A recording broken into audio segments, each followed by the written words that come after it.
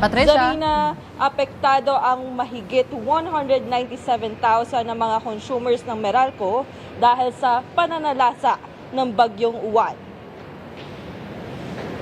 Ayon sa Meralco, ang karamihan sa mga naapektuhan ng power outage ay sa Cavite, Bulacan, Quezon, kabilang na ang Metro Manila at Rizal. At dahil alam ng electric company ang halaga ng kuryente sa ating mga kababayan, agad naman itong magsasagawa ng restoration efforts sa oras na ligtas nang makakapag-ayos ng mga linya ng kuryente. Ito rin naman ang gagawin ng National Electrification Administration sa halos 3 milyong kabahayan na nawalan ng kuryente dahil 26 na electric cooperatives ang nagdeklara ng total power interruptions sa iba't ibang rehiyon sa bansa.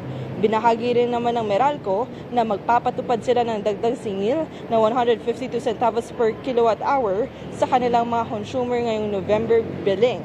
Kung kaya sa bawat 200 kilowatt hour na pagkonsumo ng isang residential consumer sa kuryente ay 30 pesos ang maidaragdag nito sa kanilang kabuang bill.